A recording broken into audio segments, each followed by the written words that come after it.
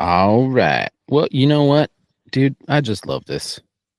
I love being here with you early Saturday morning with my bro. Yeah, man. Super jealous. I wish I was actually with you. Nick's outside of the man cave today. He's out in nature. He's got a campfire going. What a life, Nick. What a life you live. Well, it's not like hard or expensive or luxurious to do a campfire. That's pretty basic human stuff, but it's nice.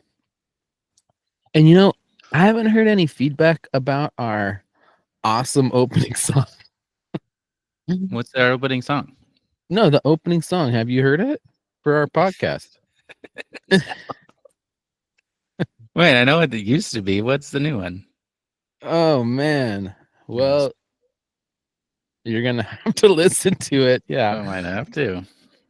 All right. Well, you haven't heard feedback from me either, so a little embarrassing. People just think that we outsource everything. No, we do not. We do everything by hand pretty much at this in this group of people, me and you. So I made that with my little bro, Rafa. He kind of helped guide the mission. But we just opened GarageBand. We got together some tunes, did some MIDI recording, knocked it out. It's funky, Nick. I like it. Listen to it right now. Very funky. All right. I dig. Well, it kind of is it the best possible thing we could do? No, but I felt like it fit our new little rebrand where we're taking back some of our like initial childhood character of like 80s and 90s stuff that spoke to us as kids. Yeah. But we always like to say we give the people what they want. And so tell us what you think. Mm-hmm. We'll keep it. We'll try something new. We'll mix it it really up. won't hurt We'll do my whatever. feelings. It really won't. What would it hurt would Rafa's feelings get hurt? He won't know that it won't be the opening anymore. He doesn't listen to the podcast. I thought he was a fan. Yeah, I'll just give him his own little recording of it and he'll play it when he wants. Mm. The song that we made together, dude, it's great. Come on. We'll make more. So here we are today. We have something I think very important to talk about. Again, we didn't pre-rehearse any of this, but I don't even know what this is going to be. well, yeah. Okay. So we really did not pre-rehearse this. I think I know. I think I know what this is. Well, this gets into a theme. I hate to say it's probably important for every single person every time I see them in office because our thoughts are very important.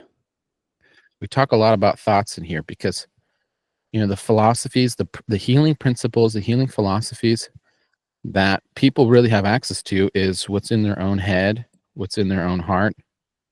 Can I make this more complicated? Sure. Your thoughts are both really important and also not that important. Yep. That is true. That is the way of the mind. It is the context of thinking about your thoughts. Your thoughts are really important in so much as they can really create your long-term health condition that you exist in. Like your thoughts are heavily influential there. So I guess your thoughts are really important, especially if you're not paying attention to them. They're very influential on your overall mood and your long-term disposition and how your body prioritizes function. But if you're paying attention to them, if you're conscious of them, they become not that important. Yeah. Does that make sense? Yeah. Well, so you can have a crazy thought, like a disturbing thought, right? So this is a good example because you and I have little kids, and it's like you can have a very disturbing, intrusive thought about like a worst case scenario with the child, right? Just pops into your head, and you're like, "Whoa, what was that?" Yeah. And so what you could do is you could feel the feelings of that thought, like where your mind went, and you play through that scenario or that simulation, and it changes the feeling state that you have in that particular period of your life. Or you can be like, that was a crazy thought. Wow. It's crazy how it went so far, so Yeah. fast. And then realize it was just a thought. It's not actually you. Thoughts are, for the most part, not you at all. They're kind of relics of your past experiences in some ways popping up. And that's all that is. So that thought was programmed into me. It's not me. And I can just observe it like I watched a video on my phone someone sent me and then move on. Yeah. Yeah. We need to have basic control of what's going on in there, like gardening our brain, you know. But that kind of gets us to this topic for today. And as you're saying, you know, where'd that thought come from? The idea is, who is sponsoring your thoughts? You know, it's I like that way of saying it, because it is like, these thoughts are brought to you by Pfizer or whatever, you know. Exactly. It's like, where did this come from? Yeah. Does that have anything? Someone's paying Yeah. for that thought. Someone endorsed it. Someone planted it. No, not necessarily someone. Something, some experience. Yeah. Your thoughts aren't necessarily yours. They're programmed in by an outside influence almost always. Not to say, Have you ever been in the middle of an argument and you're arguing with this person, and after a little bit of time you're like, I just had a realization that this opinion isn't actually that important to me. I don't even know why I'm arguing it. Where did it come from? I don't know. Why is this so important? It's not that important. it feels important when we identify with it. This Totally. opinion's my opinion. It's part of me. But you're not defending an opinion. You're defending yourself. That's why you're getting in this argument you don't want to be in. Yeah. But if you have non-attachment to it, as our biggest hero, legend, Dr. David Hawkins says, or teaches, devotional non-attachment, where it's just like, this is just an opinion. It's not my opinion. It's opinion I currently agree with, but it's not my opinion. So if someone says that's a dumb opinion, they're not calling me dumb. They're critiquing an opinion that's not me, just something that at the moment I seem to agree with, but I'm open to changing my mind about it too, because it's not me. I don't have to change at all. I can just be like, oh, that's a good point. I hadn't really thought about that, and be completely non-offended by it. Yeah.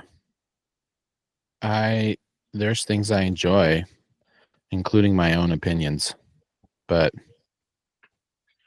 that doesn't change the reality of life at all.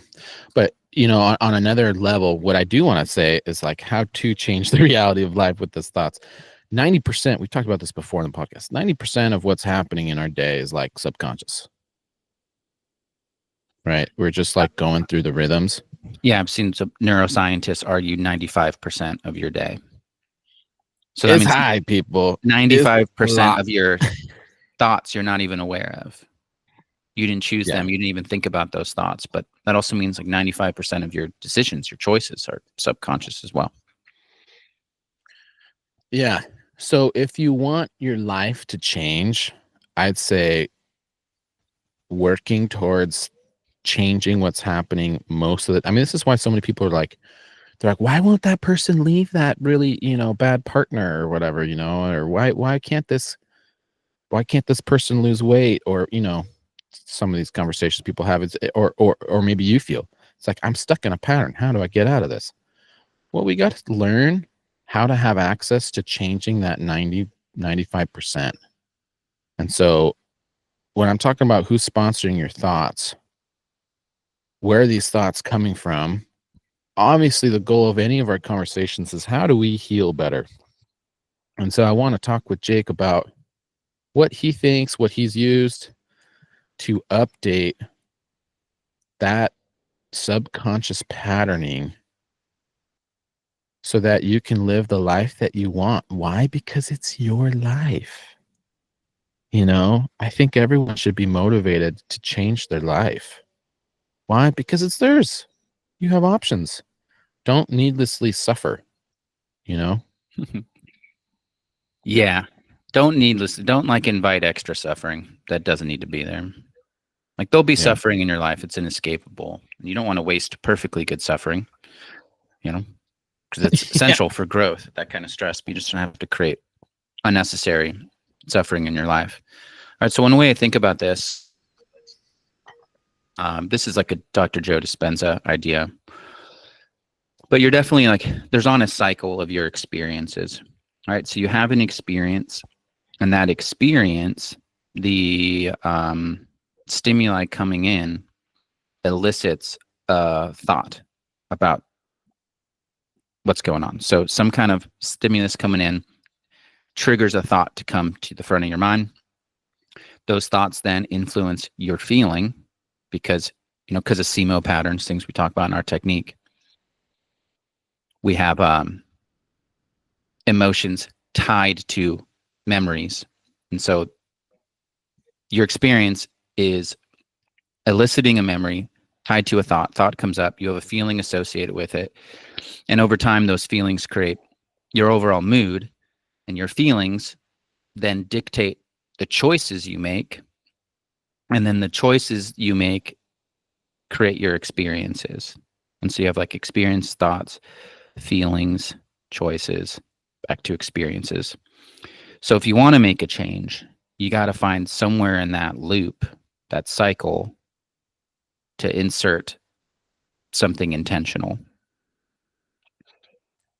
And it's kind of hard because those thoughts are, for the most part, reactive, unless you're incredibly mindful as a person. And then your emotions are largely reactive.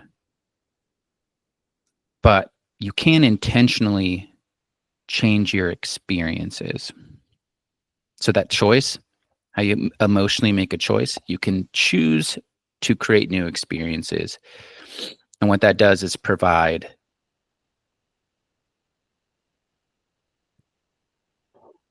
have new feelings. And then you'll start making different choices. And that's how you can, like, instead of being stuck in a feedback loop, you can like a spiral staircase, like work your way up to uh, a life that's more supportive, more life-giving, more affirming, more beautiful. Mm-hmm. You know what I mean? Oh, baby. Yeah. So that's like, you can choose to, like, once you're aware of, okay, this is not exactly the life that I want to live. It's not what I've chosen for myself. Choose a novel experience. Go on an adventure. Go on a retreat. Join a new group. Meet some new people. Have new conversations. Yeah. Yes, that's beautiful. I think going off of what Jake's saying, what kind of comes up to mind to me is if you have not really a whole lot of control of the 90% immediately, it just is happening. Well, you do have control of that 5 to 10%. And what would I do with that? I'm going to use my 5 to 10% well. You got to always be working on a new, healthier pattern for your life. And sometimes, it's like taking back internal locus of control. It's like I'm not going to be influenced by all these other things influencing me that are meant to influence me. And so for me, something recently I've been working with is this concept of minimalism, where it's like I have too many access points that I can't control what's influencing me and my thoughts. I'm going to limit them. I'm going to limit time to them. And I don't have a lot of willpower, but I have like 5 to 10% access to this willpower that if I just do this one thing well over time, it'll pay out. So I won't get into all of the things because you guys will think I'm weirder than I am, but no, you won't think I'm weirder than I am. You'll just start to know how weird I really am. But um we saw this with my son Rafa a couple years ago. We decided to like only watch things on the weekend, so we don't watch TV in the week, which was really difficult at first, but now I find when I pull up, all these streaming platforms, it's like there's nothing that actually looks good to me anymore. I don't know if that's just what everyone's really kind of not doing a great job in the streaming platforms, but it's like it just doesn't even look appetizing or pleasing in any way. And it's really changed what we consume. It's changing what I consume, having more distance from social media, more control over that, trying to have more control over even spending time in areas of Northern California that don't calibrate very high, have kind of a low level of consciousness, or people that are very negative. It's just like controlling these inputs so I'm not surrounded by negativity and darkness. And I mean, there's people who come into me for help, but there's at least hope there, with those people, right? I'm working to help these people. So just trying to control the environment a little bit more so that I'm not blindly giving in to my environment and influences. I'm not like, because that's what happens. It's like I'm not paying attention to the fact that this is all having a very big effect on me. And I have found I really like it. I actually got into minimalism. Not all of these concepts are minimalist, but I think some of them are. I got into it from Nick Wignall, Jake's very close friend, but an old podcast guest. I don't know how many years ago we interviewed him. 6 or 7, maybe. 6 or 7. But he was writing at the time, he was writing lots of articles on minimalism for his great blog, which is still extraordinarily successful. And he is a psychologist, and it just made a lot of sense to me when he was writing about it. So that's a good resource for people. I want to always plug our guests and our friends. Yeah, we'll have Nick back probably this year. He's just the best person ever.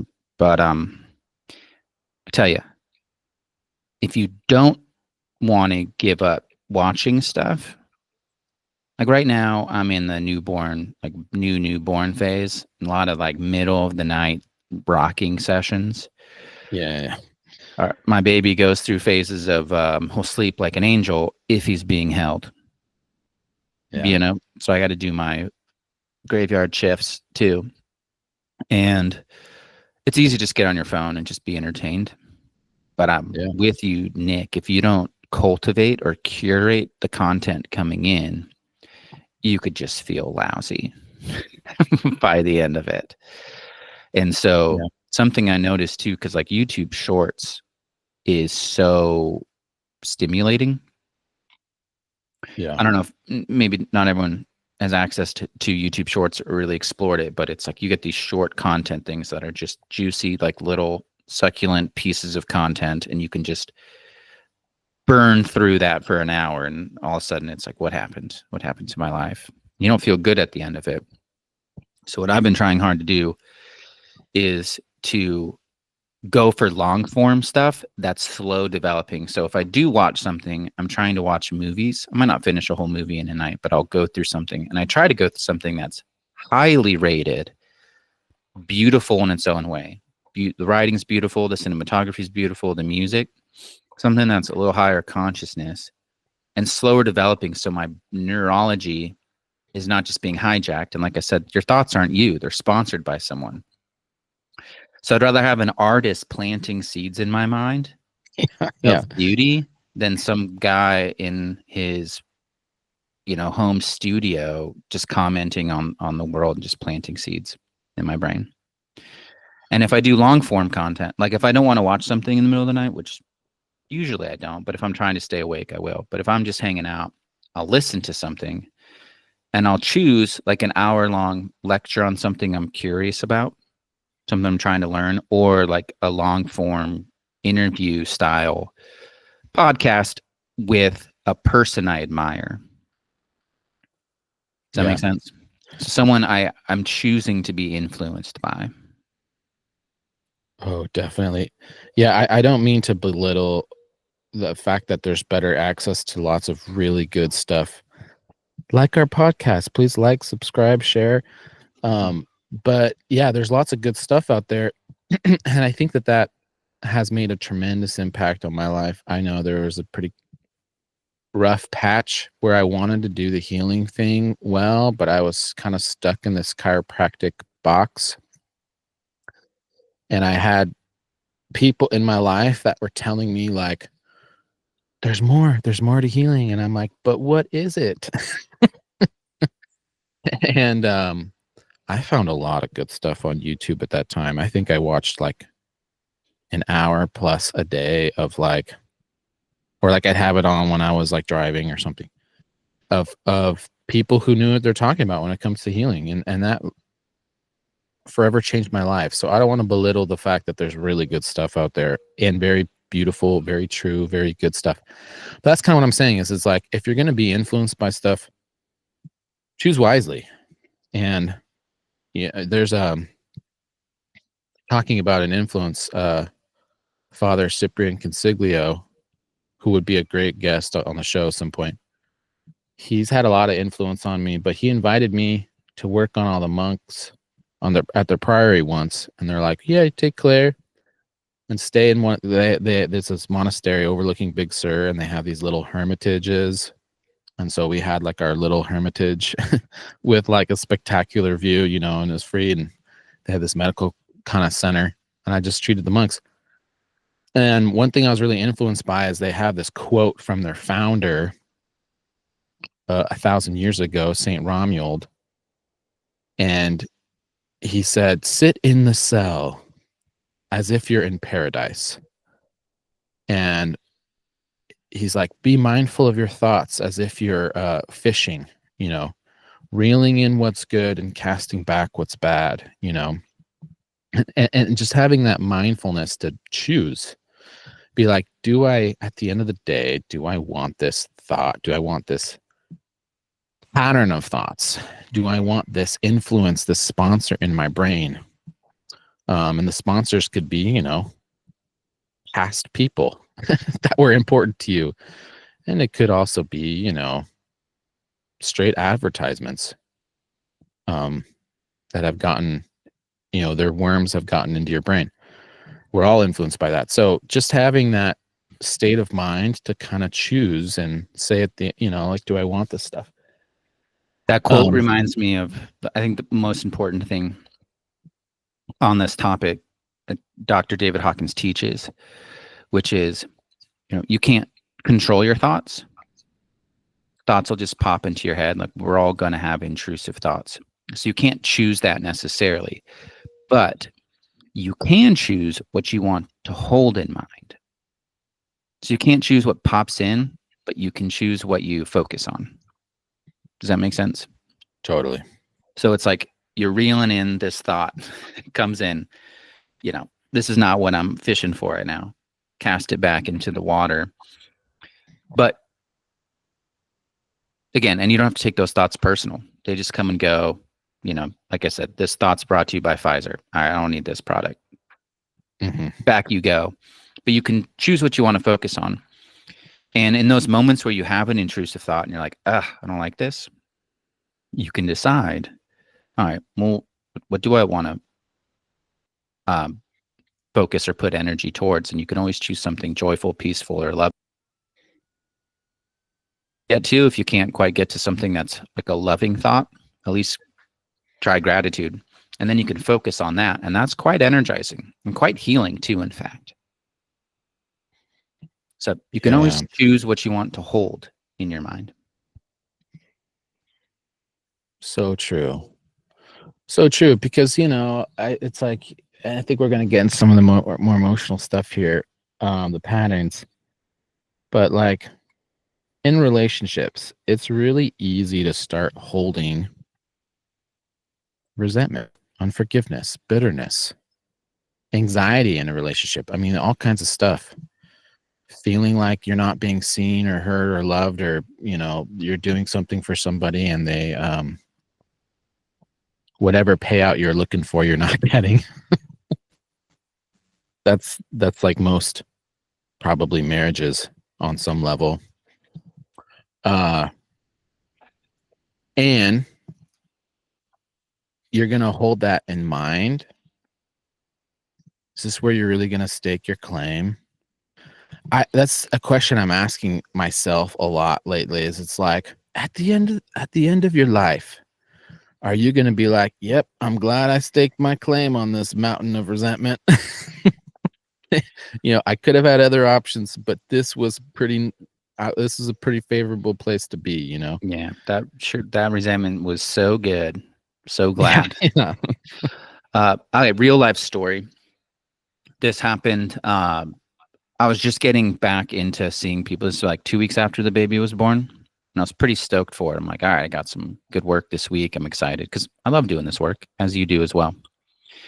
And like first day was going to happen. We had a snow day here in Nashville. And so the 4-year-old at the time, he home for school. So I moved all those appointments. It was really sad to do that, but I wasn't going to leave my wife with a brand new baby, just gave labor. I'm not going to abandon her. Yeah. So I canceled. Next day, really should have been back to normal school. I mean, it did there was some weather in the night. Maybe the roads were icy, but I was really expecting, dropping the kid off, and had a nice day of work lined up. And I was extra excited. Had like a celebrity referral on tour in Nashville that I got referred to, booked like 2 hours with me. I was stoked to do that. And no school again. And I was like, I'm really upset about this, right? Yeah. And I felt like, and I was also like sleep deprived, so my willpower was definitely diminished. But I was like, Kara, I'm working today.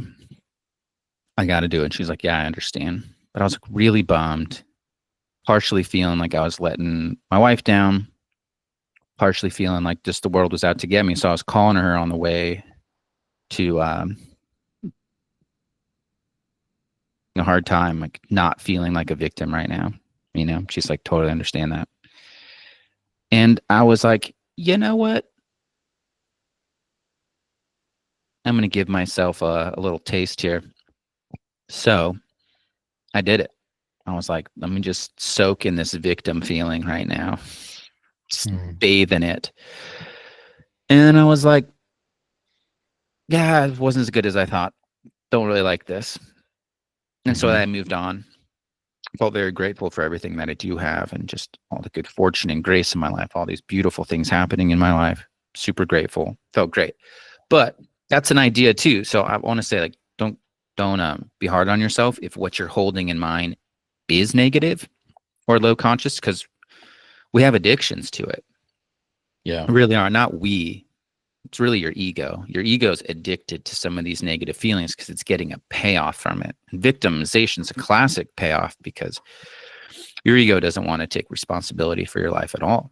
And so any opportunity to feel like a victim is, your ego is on board for that. So it made me think of like junk food, processed food, fast food, all that like hyper savory, they call it hyper palatable foods.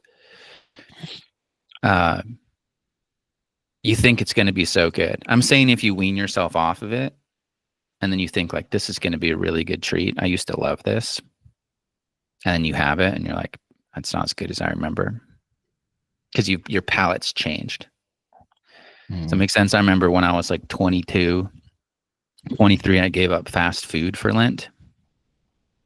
22-year-old, I was living on that stuff. I gave it up. And I was really excited after Lent was over. I'm like, I know exactly what I'm going to get. I was pretty stoked about it. Everyone needs to know. What did you get? I don't remember the exact meal, but I know it was Jack in the Box. Nice. You know how it goes. Yeah. We grew up like a block from a Jack in the Box. But anyway, I thought it was going to be great. And once my palate shifted away from those hyper palatable foods that like not just tickled the taste buds, but really your nervous system in a lot of ways, your brain, it just wasn't that good. I think that's true with some of these thoughts. They're very addictive, but once you like detox from them, and you want to give it a go again, you've lost a taste for it a little bit.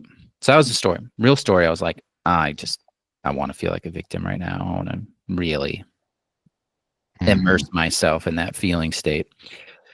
And I allowed it, and it wasn't what I thought it was going to be. Do you know what I mean? Oh yeah. The payout's gone now. At least the old payout. And dude, I totally get that. Yeah. I had a similar thing. I'm not going to get into some of the details because it's with a person. And I was pretty upset about a certain situation in my life with this one person. And I remember because my wife Claire and I, we brought the kids out and we did this really fun family day, but in the background, I was fuming. I've been there.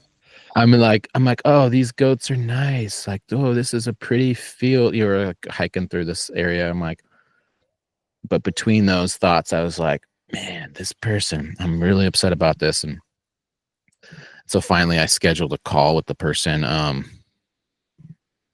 And then I was like really preparing in my head, you know, but thankfully there was a grace in that conversation. Both of us really wanted to choose forgiveness. We really wanted to choose, healing. And not too long into the conversation, we both had like this heart to heart thing. And by the end of it, we both felt very supported. And it was like, wow, this was so much better. How come I didn't think yesterday that this was an option? You see what I mean? I was like, I don't know. Bridges were going to be burned or something. I'm like, I don't know. I wasn't in a clear head. But then when we got to the forgiveness and the healing part, I was like, dude, this was a powerful, much needed conversation. So it's like, there's always better options even than you can imagine. And we do want to have the clarity to choose wisely, to throw back the thoughts we don't want. And it's okay to have experience, like we're just talking about right now. You can experience it.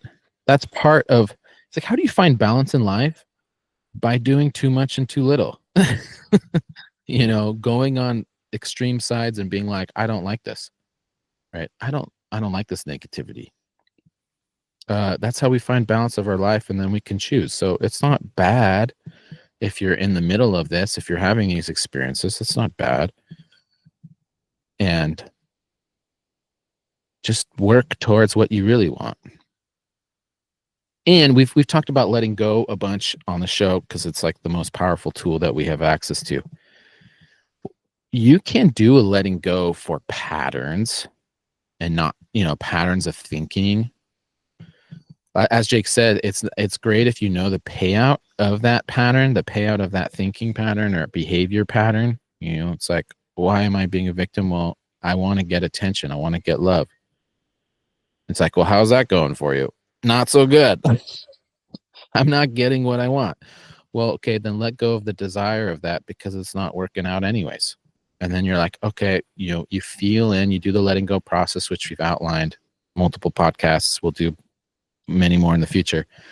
You feel into the feeling without resisting, without analyzing, anything like that.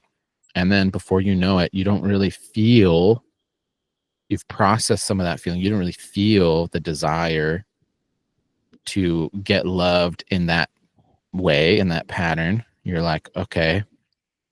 And then you notice the behavior start to just go away. The pattern of thinking and behavior just goes away. And you can think about a pattern over your whole life. And maybe you're like, I don't know what's behind this. I don't know the payout behind this. Well, just feel the feelings of it. Just be the witness of those feelings. Just go back. I've been doing this since I was a kid, and I was like, well, I would do it in my, bedroom and wallow in my sorrow. Okay. Think about your bedroom as a kid and just feel the feelings that are still there and just be present with Be present with your child self that, in a way that no one ever was before.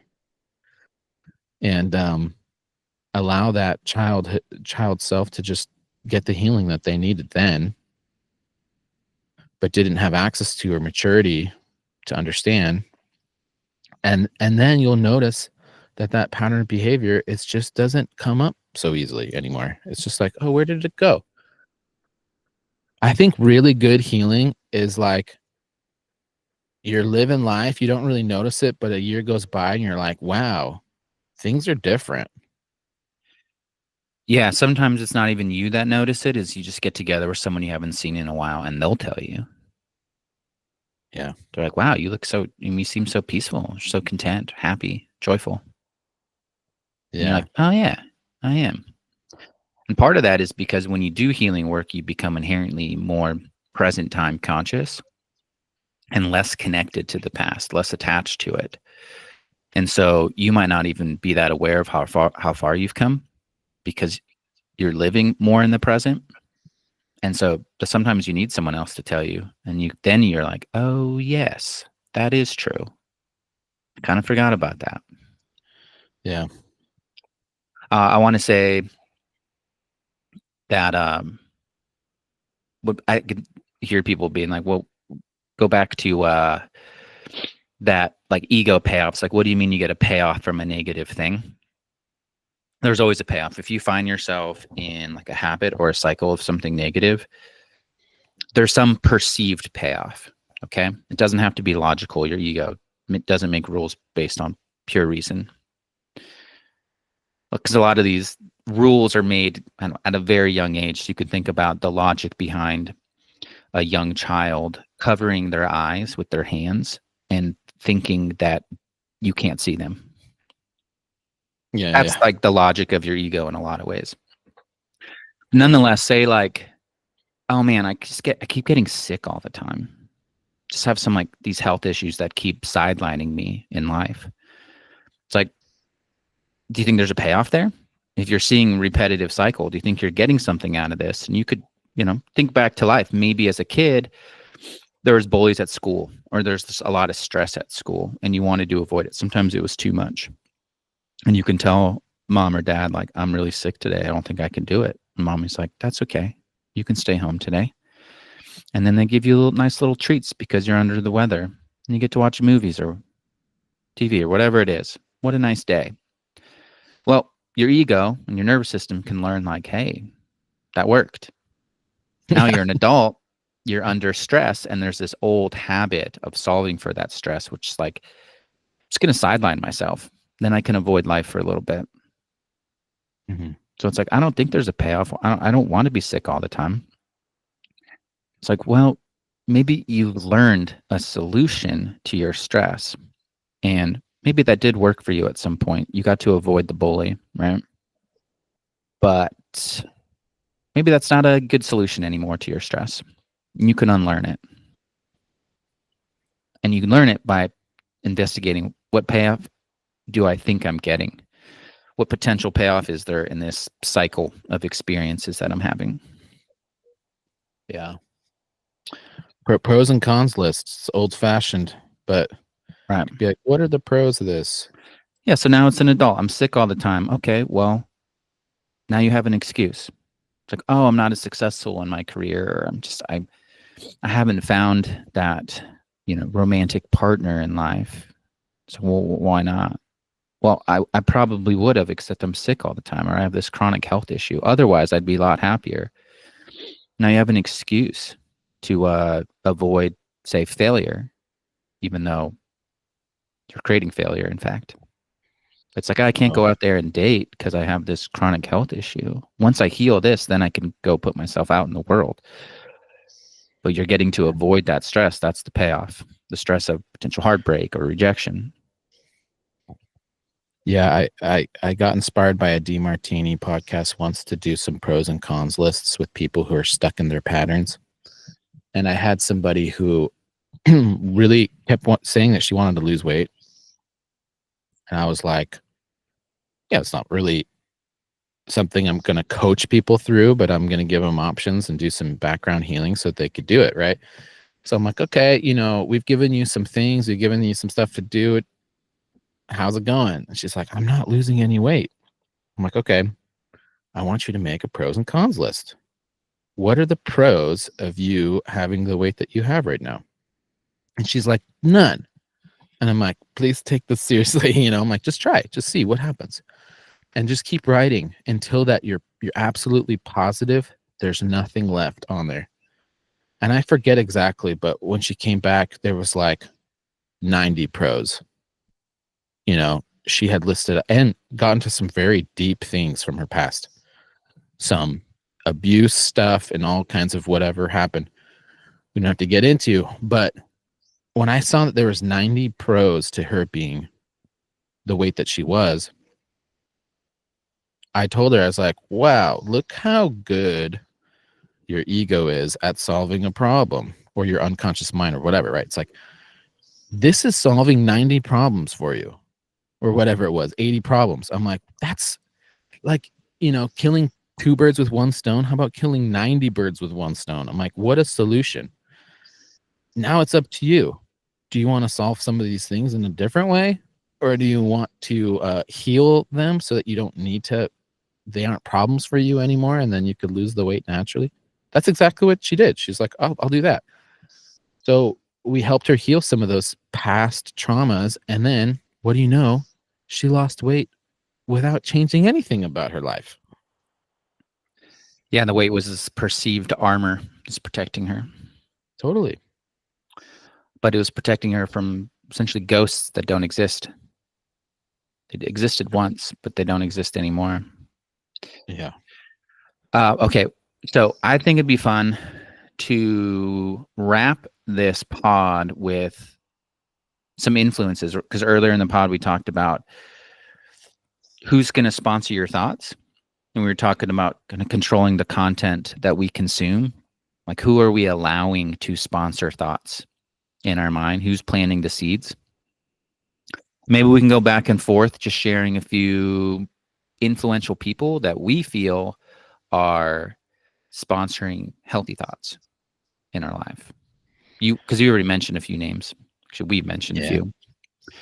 I'll go first because we already brought him up. But Dr. David R. Hawkins is a signature influence of the Deep Healing Project. He is sponsored this podcast. Yeah, he's the unofficial sponsor. And what's cool is there was, I have like all of his books on audio and hard copy, but he has like a Dr. Hawkins collection on Audible, which is like 8 hours of lectures compiled. But I noticed about a year ago, somebody, I think it's his publishing company, released a ton of stuff onto YouTube. So there's a ton of Dr. Hawkins on YouTube as of a year ago, and you can just check out for yourself. There you go. All right, your turn. Press. Well, we did mention DeMartini. He's a great influence. I don't always like listening to him, so I subscribe to his podcast, and I'll bring it up and I'll be like, no. I'll go past him a bunch, but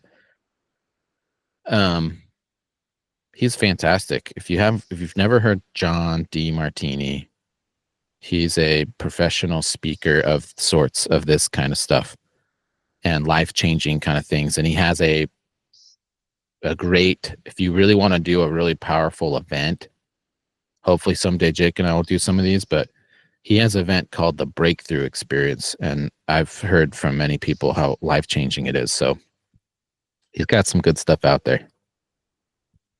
Your turn. My favorite living medical doctor at the moment, that because he doesn't have his own show or podcast, but he's an amazing podcast guest, kind of a dream guest for us.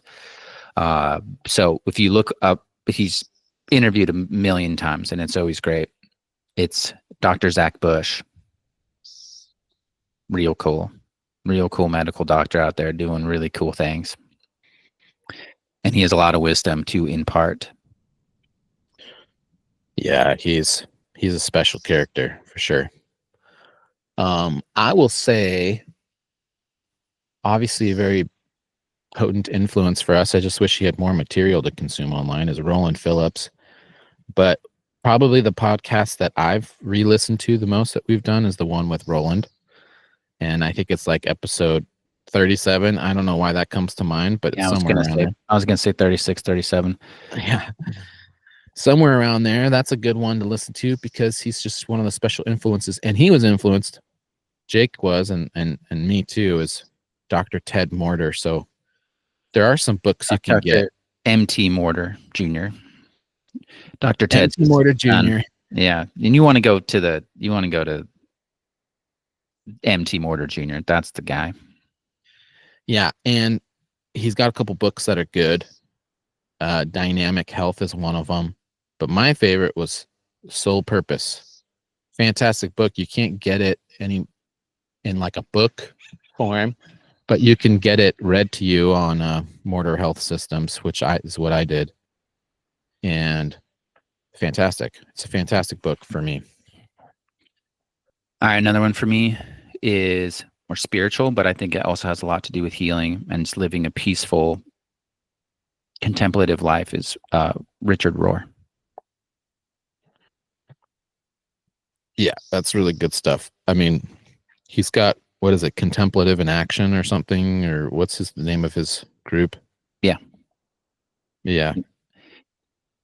You put him on the spot and I don't remember, but he's got a lot of books. He's got online content. He's got a newsletter that you get a little thing every morning. It's great. Highly recommend. Yeah. Yeah, there's some good stuff like that out there. I'd say on that level, Thomas Keating is kind of like a Richard Rohr friend, you could say, but he did the centering prayer, and you can find endless websites about the centering prayer and like trainings and stuff. And the funny thing is, it's the most simple, basic thing, and it's like there's so many resources on this. You could read a pamphlet on it, and this is a way to practice meditation, which is really good for, again, what we're talking about is learning to have some control of your mind and choosing what you want to be in there. Meditation is a great way to be like, I want this thought and feeling to be in here, and then you focus on it. Pretty much. So it's great because, yeah, you could read everything that you would need to know about it on a brochure probably, but then you could spend a lifetime like working with those themes. So that can be pretty good. Yeah. Anything else you got? Oh, you got to do Keating? That was piggybacking off mine. I know. It made me think of him when you said okay. what you said. I'm trying to get different genres here. Music. I have music on in the background quite a bit, both when I'm working in my office or just even in the kitchen or living room. And I think about the boys too, the baby and the 5-year-old. So things that I like to do, for example, is just Mozart, Bach, Beethoven. Yeah. I'd add Tchaikovsky, Puccini. Yeah. High consciousness, beautiful art that I want to be part of my nervous system. I want my brain to be shaped by it. But I also do more modern stuff like movie scores. They're not all great, so I kind of have made my own playlists. But there's just some beautiful contemporary composers that when you listen to it, it does feel edifying, like I'm being like reinforced on a structural level. Yeah. That's good. That's good. Hans Zimmer's probably my favorite. People are asking, like, who? Hans Zimmer's probably my favorite. John Williams is great too. Newman. There's a lot. Dario, what's the guy's name? The guy who did Pride and Prejudice, a couple other things that he did were really good. Yeah. So it's beautiful, beautiful music on the background. It's great. Yeah, that is really good because it has its own energy and you're just going to like tune in with it. You're going to, what do they call attunement? or something like that. What's it called? Entrainment. There you go. You entrain with it, and your wavelength becomes more in tune with that wavelength. That's really good. That's really good. And for that reason, all good art in anything, like my wife Claire's been getting into Elizabeth Barrett Browning or whatever, the poet. Mm-hmm. And she's been just like memorizing some of her poems, which are just astoundingly beautiful, and what a good practice to do, because then you just have these amazing high calibrating words in your mind whenever you want. You have access, you're going to sleep, and then it's like, boom, this really bad negative thought comes up, and you're like, I'm going to not go there, and I'm going to try to remember, how does that one poem go? And then you start going through, you're like thinking about it, and you're like, okay, you're dwelling on these beautiful things, changing that pattern. That's good. And honestly, we put this, we got a bunch of like old thrift art books in just where the kids books are. It's like near them, and the kids open those like more than they open the kids books. And so we have like one on like the Louvre, and we have one on like Giotto and Fra Angelico, and like they'll open it up and they'll just like, I'll find them just looking through it. Like, that's so interesting. Why did you pick that one? and my son Rafa will like fall in love with it. Like he's bookmarked some pages, and he'll just like open to them, and he's looking at them. And it's kind of interesting, Very interesting. All right. So that also reminds me of another influence that our family is really big on, and that is nature. Frankly, That's a great go be inspired by, we used to live right on the beach. We don't anymore, but beach was a big part of us just absorbing content, the sun, the sound of the waves, the view of the water. But even here in Nashville, we're just out, absorbing sunlight, the clouds, trees, flowers, bird sounds. Yeah, and not passively, very intentionally. Totally. No, if you've had a crazy day or whatever, and you go put your feet out in nature and you just be there, I could guarantee, without you even doing anything, the mood's going to change. It's amazing. Never ceases to amaze me, honestly. 100%. Yeah. That's therapeutic nature right there. These are all fantastic influences. Why? Because they're all a positive consciousness level, and they're going to make you positive. So if you're in a negative state, surround yourself with positive things. It'll rub off on you. Yeah. So it's like entrainment, but I teach people to think about tuning like you're an instrument, like you're a guitar, and you want to tune to a reference note that is in fact in tune. So an orchestra will do that, right? I actually kind of loves that sound of an orchestra tuning. But that's kind of you in your day. You can tune yourself to something that is beautiful and on pitch by immersing yourself in nature or a beautiful work of art. And it's like, what's the feeling state here? You lock into what that feels like, and now you're in tune with something that's beautiful. Yeah. That's good. I'm going to add one other thing in here.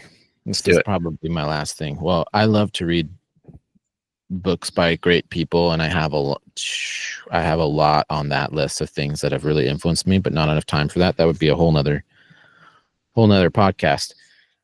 But I know people are really into like the Stoic Marcus Aurelius thing. What's a great philosophy book that is really short, by probably arguably the most famous, best philosopher of all time? It's The Apology by Socrates, but Plato wrote it. It's short, it's sweet. You could read it in one sitting probably. And it's basically what it is when they were putting Socrates to death for corrupting the youth. This is what he said. They put him on trial, and then this is what he said, and it's awesome. Yeah. And I also like that the Greeks were like, we're putting you to death, but let's hear what you have to say. Yeah. Make sure someone's writing this down. Yeah. Yeah. So it's that, like, as far as a philosophical thing, it's awesome because it's also completely real, and it summarizes like Socrates' like whole outlook and philosophy on life. And he is totally okay with being put to death. It's shocking. It is shocking.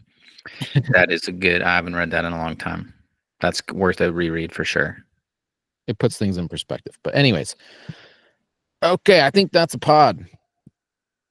Good job, Nick. Till next time, everyone. Yeah, love you guys. all. Bye.